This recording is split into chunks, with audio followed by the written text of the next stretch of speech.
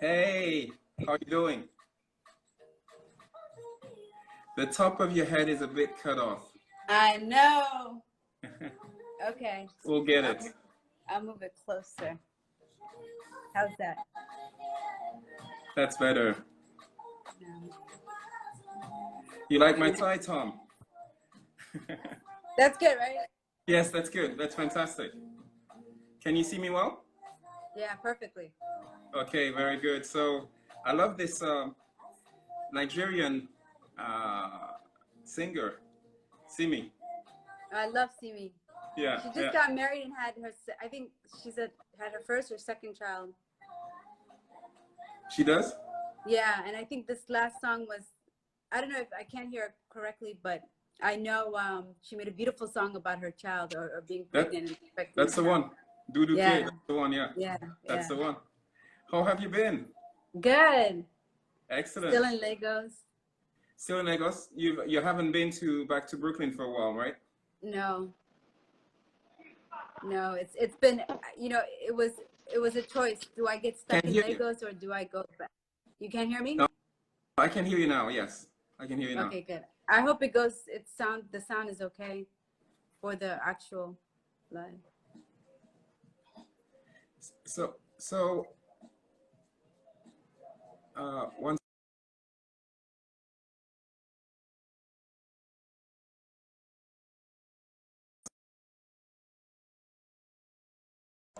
Sorry, I had to. Okay. Somebody check something for me. Can you hear me now? Yeah, perfect. Everything's good. So clear. I can hear you. There are quite a few people from the fashion industry who've just come. A good friend of ours, Tom, has been speaking about fashion and about my tie and about your outfit, which is fantastic. Oh, thank you. Thank you. I wanted to be bright. You know, these lives and Zoom calls, I try to wear color. So good. Yeah. Good. Excellent. Well, we'll get started in a minute or two. Okay. Welcome, everyone. Welcome. This is the Acosphere weekly Instagram Live. We are delighted to have an extraordinary person from the fashion industry this week, and I will introduce her in a few minutes. How are things in New York? Do you know? Good. I mean, I think most of New York they're handling it pretty well. My sister is telling me that, I mean, she doesn't really leave the house, but she's saying, you know, at least people try to be protective. They wear their masks, they social distance. And it's summer, so a lot of going to the parks and hanging out. But I've had summer this whole time, you know, in Lagos, so I can't complain. Yeah. So just a question. I want to check if you can put your sound up a little bit. Okay, let me see. How's that? Yeah, that's better. That's better. Okay, good. Great. So welcome. We're going to start in a minute or two. We're delighted to have an extraordinary person today from the fashion industry. I will introduce her in just about a minute. We are just on time here. People keep coming. I'm going to let them come in for a little while, and then we're going to get started. Okay. Okay. And how I see some of my friends. Sophie. Come again? I see some of my friends coming in. Very good. Welcome, everyone. Welcome. How are things in Lagos in terms of weather? Great. The weather, we just passed rainy season. Well, I don't know. They say it's going to come back in October, but it's sunny. It's beautiful. I've never really spent this much time in Lagos, especially around July, August. I didn't realize this is like the best time. It's cool. It's sunny. It's beautiful. I can't complain. Excellent. Yeah. So I suggest we get started. Okay, let's put the music off. Can you hear me well? Perfect. Okay, and you good too. So, ladies and gentlemen, today we are delighted. Welcome everyone. We're delighted to welcome Ayaan Mohallim. Ayaan Mohallim is a Somali-American fashion designer. She is co-founder of Matano, a fashion brand based in New York City, and Dito Africa, a technology platform revolutionizing the way people shop African fashion. Matano was co-founded in 2009 with Ayaan's twin sister, Idil Mohallim. It went on the garner critical acclaim from press like Oprah, CNN Inside Africa, New York Times, Vogue IT, to just name a few. Matano also won several awards and recognition, and the label has showcased in fashion runways in New York, in the States, in Lagos, Nigeria, in Johannesburg, South Africa, in Kingston, Jamaica, and in various cities in Ethiopia. In 2019, after noticing a lack of visibility and opportunity in the global fashion market for African designers, Ayaan launched Dito Africa, a tech fashion platform, which has so far raised capital as a tech startup. The goal of Dito Africa is to share the dynamic and innovative fashion design industries emerging in every major city in Africa, whose cultural and historical points of reference and artistic brilliance, sophistication have yet to be experienced by global consumers to their full expression. You're in for a treat, ladies and gentlemen. Ayaan, welcome. We're delighted to have you today in the conversation of Acosphere. Thank you. Should we get started? Yes, let's do it. Before I ask you a first business question, who made this fantastic outfit for you? The outfit you're wearing, who made the fantastic outfit? Is a vintage, yeah. This, I wish I can say it's an African designer, but this is actually a vintage piece. My sister collects vintage fashion. And so I stole this from her before I came to Lagos this last time. So if she sees this, she might get upset. But you know what? On the actual ad for today, and I'm going to show it here behind, on the actual ad, you were wearing, I believe, Adama Pari? Yes, yes. An amazing Senegalese designer who I love. Adama. I've known her for a really long time, and she makes a lot of modern clothes, but this is a reinterpretation of Bubu, which is a Senegalese outfit that Senegalese men and women wear. What I love about this, she designed it so that you can wear it as a dress. So that's a picture was taken in Paris, actually. So it's a beautiful outfit, and we sell it on our platform. Excellent. And Adama just was recognized by Beyonce, who's wearing one of her dresses, actually, in the interpretation that she made of The Lion King. So yeah, you've had a career that spans across countries and genres in the fashion industry, which lead to a position now where you add tremendous value both in the USA and in Africa to the fashion industry. What is your story, Ayaan? I've had an amazing story, and hopefully we'll continue to do so. But we got started in this fashion industry as two, Brooklyn, New Yorkers who had just graduated from university, moved to New York, and had aspirations to be fashion designers. And we started getting jobs in the industry and had the dream of one day starting our fashion label, and we were going to name it Matano. We weren't sure if it was going to be a fashion label or a boutique. And so fast forward a couple of years into working in the industry, and one day we just said, if we don't do it now, we just saw ourselves getting into the working career environment. So we're like, if we don't, do it now, we never will. So we put together a capsule collection. We did the photo shoot. We were lucky to have a lot of beautiful East African friends. One of them happened to be a Sudanese Somali model. So we made 10 pieces, 10 dresses, got a local friend to shoot it for us in our neighborhood. And within, I think, a month into it, I saw something that mentioned Oprah was going to have the Olsen twins on her show. So I emailed the producers, didn't even think it was going to happen, but like when you're young and as inspiring entrepreneur, you're just really creative, and you're just, you take, you just go for it, right? So I wrote the producers and I said, hey, we're twins and we just started our own fashion label. We would love to come on board and get advice from the Olsen twins. And, you know, I just saw how there was so much synergy there. And then I got a call like a day later from the producer saying, we love it. We want to invite you guys onto the show. And so we were super excited. And that, from a month of having a fashion label, it literally just blew the brand up. You know, we weren't even ready for that Oprah effect. You know, they talk about the Oprah effect. I don't know if people still remember. If you get an Oprah, within like a couple of hours of it showing, our website was down. People were calling, emailing, and it just was a whirlwind. It just opened the floodgates, and we really had to step up. And all of a sudden, we had a fashion label. Right before, it was a capsule collection to see what the industry would be like, sort of like a tepid, you know, stepping into the fashion industry. But this became real overnight, and so that's how our journey into becoming fashion designers started. Amazing. So from getting started a month later, being on Opera, and the floodgates started coming in.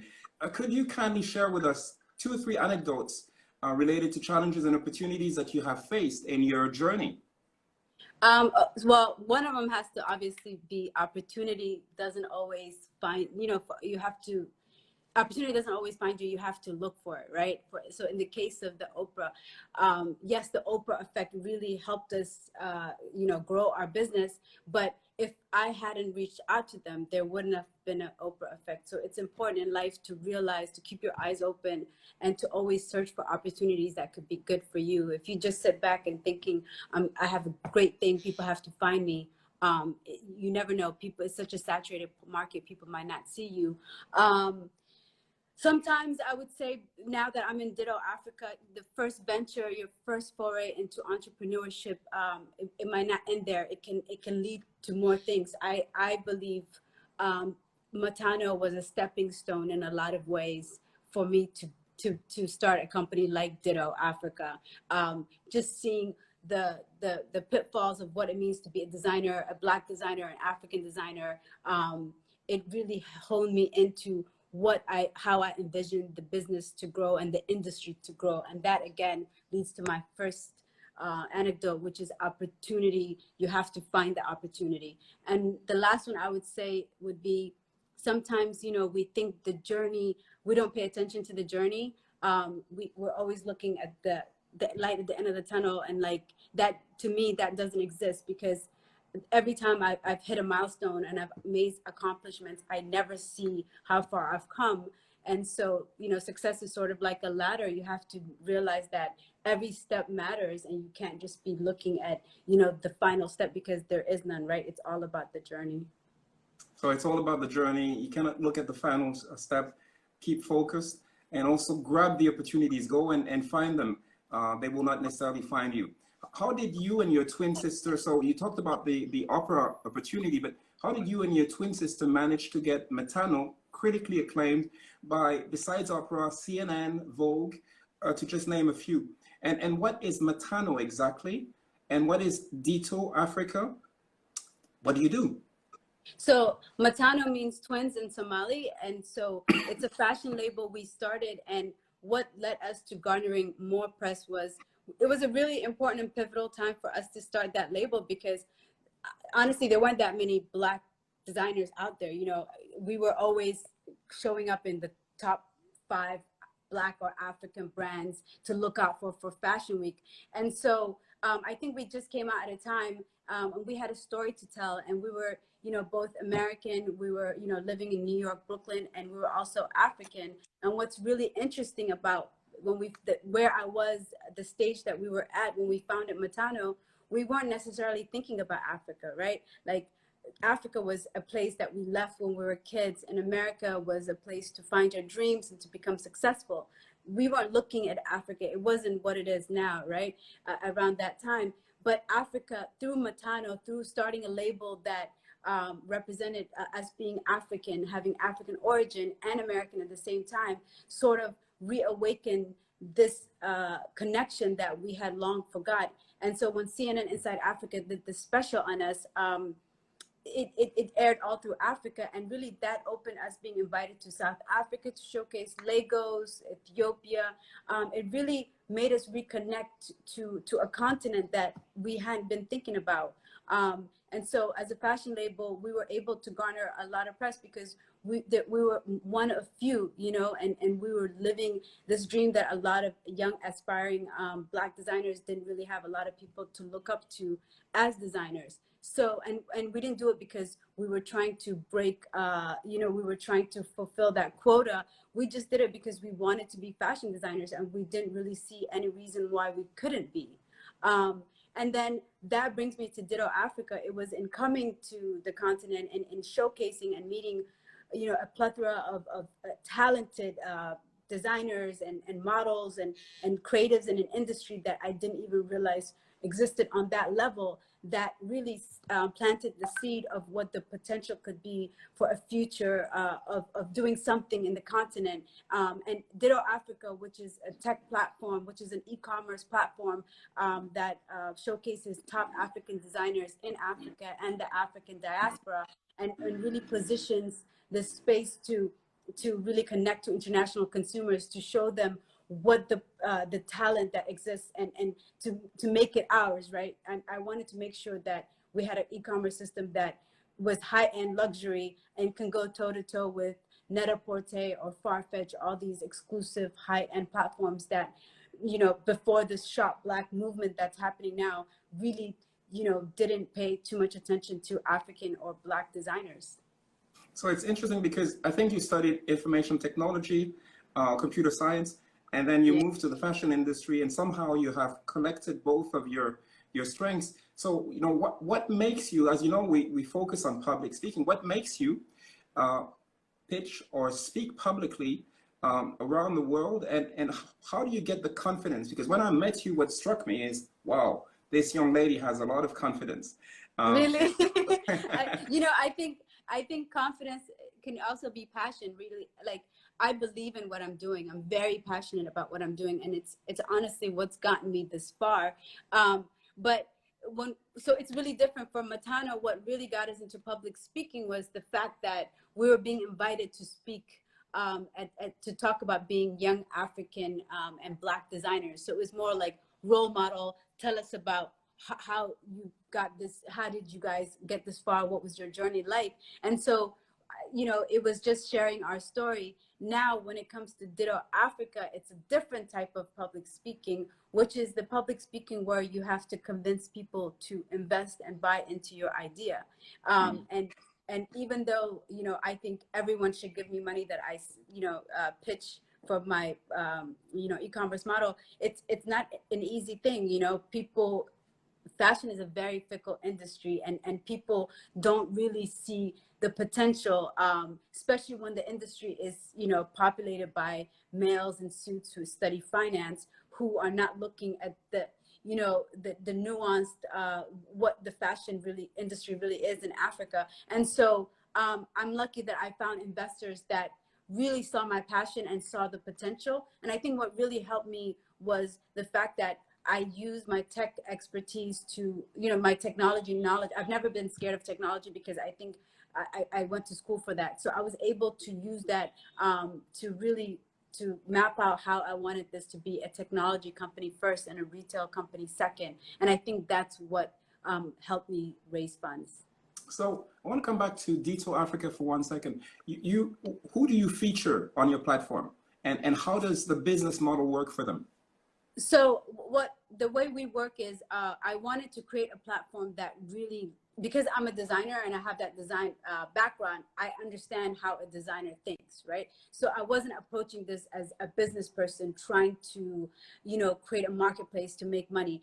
I approached it in a way like, African creatives are so talented. How can we not only sell the clothing, apparel, accessories, beauty products that they're making, but how do we include content? How do we share the stories of these amazing brands? So our platform is very content driven and it's curated. And how do we make it standardized? Like, we have one shipping fee. And so sometimes we have customers that order 5 items from 5 different places, whether it's Nigeria, Senegal, Jamaica, the US diaspora brands. So how do we then now give this customer an experience of being able to order from multiple African brands?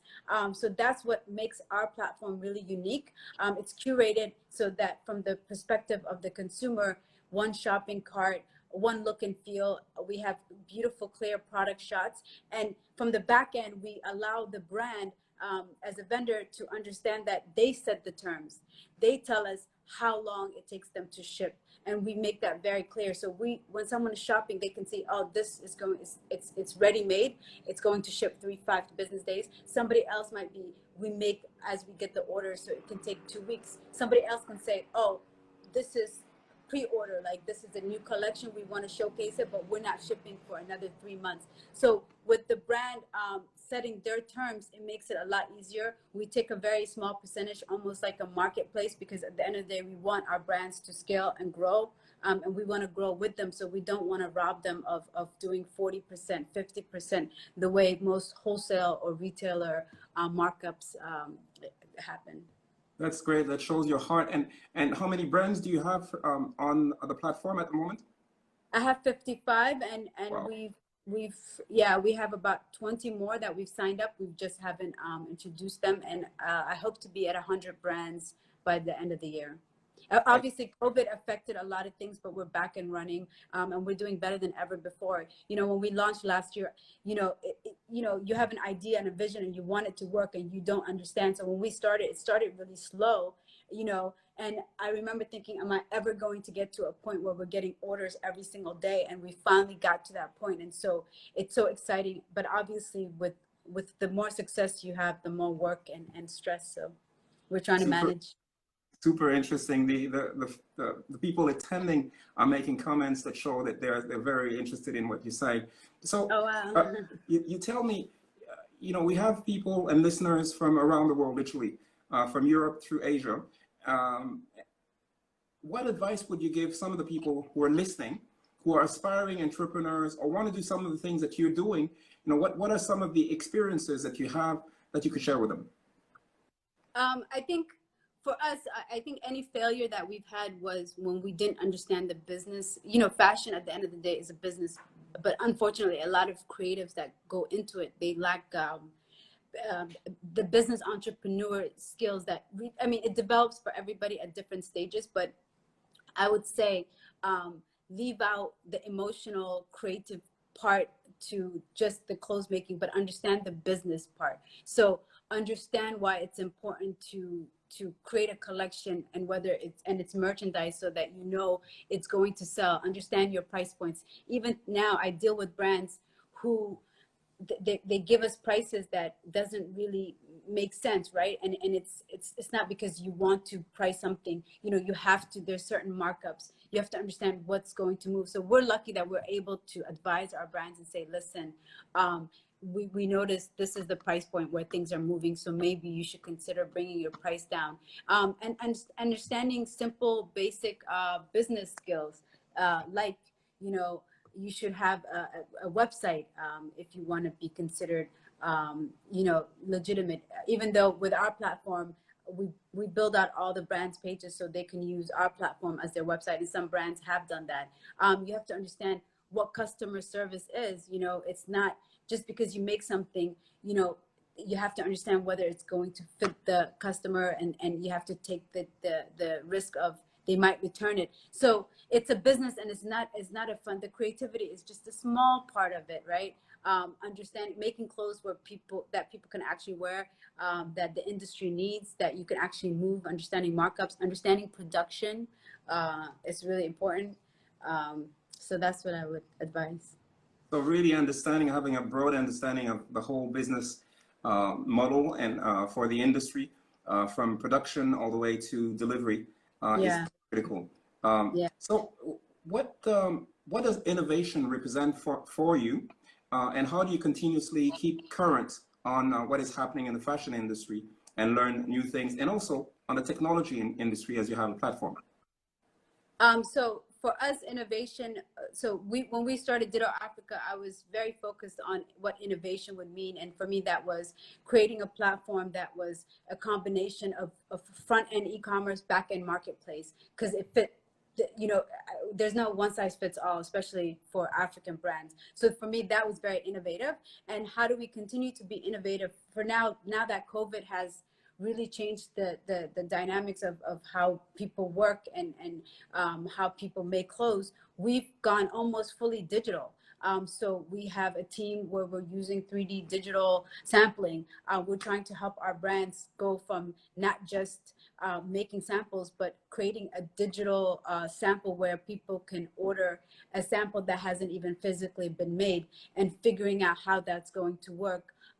Making sure we're building out our website to have resources that give us like 360, video that can show the clothes. We're trying to partner with tech companies that are making it so that when you can virtually try on clothes, or you can virtually scan your body, so that we can have better measurements, so that we can reduce the returns. So innovation means how do we make sure that our customer is getting the best product, and our designers are using the technology, digital tools necessary to sort of evolve in this digital age. Excellent. So one person who is probably one of the designers that you're featuring on your platform is saying Ditto is really about lifting up the designers on the platform, which is very nice. There is a question from before I go on to my other question, there's a question from the public I want to take is, where do you see your company in 2 years' time?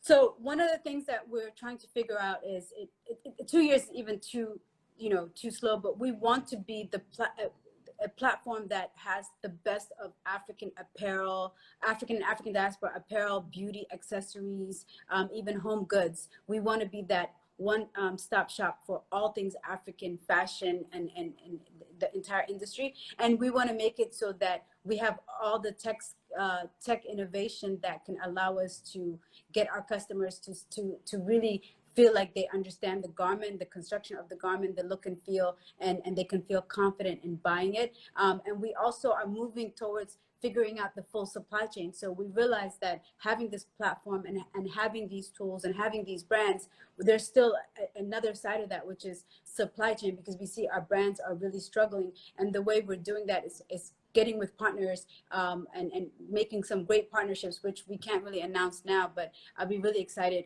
in about 6 months. We should have some amazing partners that are going to allow us to look at how we can help our brands move from just being an e-commerce platform, but how can we help them with supply chain and manufacturing. Fantastic. So you're looking at even going deeper in the whole food chain, if I can call it, for the fashion industry. A little bit like what Amazon does, but you do this for the fashion industry in Africa, and you deliver around the. Yeah, exactly. And not just, Amazon's really great at fulfillment and logistics, and that's really important. But what we see as really being important is if we start using these 3D digital sampling tools and partnering with the software companies, and we're getting our brands to make, and this is such early stage, and we're working on that. Once we are able to give the brands these tools, and get them to design these tools, how do we get the hardware now where they can either print the fabric digitally and print the whole pattern, so that it can then cut and be made right from ordering a 3D sample that has never been made to fully made. So we want to go to being what is it called, direct from ordering to making, so that our brands are not just sitting on samples that aren't selling. So they make things as they're ordered. Your passion oozes through the screen. I want to take some of the questions also that the public is asking. Here's one. What are some of the challenges, and I would say also the opportunities you have encountered as a woman in tech and fashion, as well as an innovator? I would say, a lot of the times when I'm, in front of the people that are, I would say the financial people that, are the holders of the funds, they look at me and they see, somebody who's creative and in fashion, and they don't take me seriously. So that's been really hard to convince people, look, just because I like fashion and this is a fashion company, like the potential is here. Here are the numbers. This is the potential of the industry. And you know what I mean? If someone has to take the risk, and I'm not the only one, like there's more and more people interested in this industry. I think the reason why the big European and American players haven't entered this business is because logistically speaking, it's very hard, right? Like getting, if these companies are at scale, they want to get brands that can, deliver the goods on scales. They're not trying to come down to the level of where these brands are. So for me, I'm trying to grow with my brand. So it's really hard because we have to make sure that our brands have the capability to be able to ship. And right now we're also experiencing, dealing with brands that are, some of them, it's taking longer. Some of them are becoming so popular that they can't even keep up with the demand, and not just from our platform. This movement that recently happened with the whole Shop Black thing has really put, a lot of brands on the map, for all these retailers. So someone said to me, your business model was a great idea maybe last year, but now that all these retailers are going to have Black brands, you're really in trouble. And what my answer to that was, I'm not about Black quota, I'm about Black equity.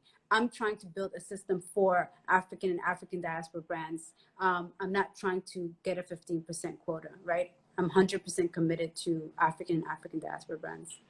So in terms of fulfillment, some of the brands that you're dealing with, some of the bigger brands might want, 50, 60,000 items, pieces of one item, and your clients on the platform might only be able to do 5,000 at a time or so, and that's what some of the things that you're challenged with. But let me ask you this question: as you started touching on this point, you actually live in the USA, in Brooklyn, and you live in Lagos as well, on a constant basis.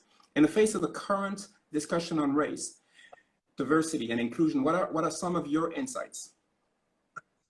I think this is just hitting the industry really hard now, but for me, it was because of what we experienced having a fashion label, right? I got tired. I didn't start Matano with my sister to be pigeonholed into being Black designers or African designers. It's what we are. We're not running away from that, but we just felt like the major magazines were looking at us during, Black History Month, right? I remember very vividly where Paper Magazine, this magazine that I really respect, called us for a shoot, and it was a very big production. And when we got there, I just was, was like, oh, what month is this for? They're like, oh, it's for Black History Month.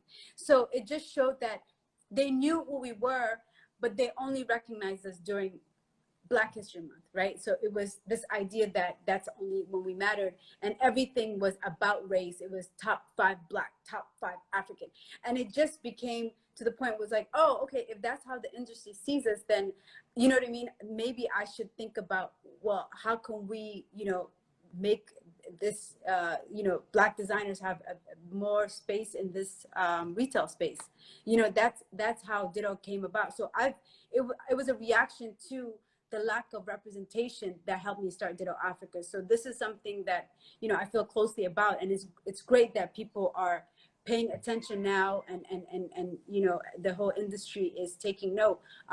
But it's great to be able to do this as a Black woman, and not because, I'm a white retailer trying to fill a quota. Very great insights. Thank you. What tips about public speaking, fashion made in Africa, entrepreneurship would you give to our audience?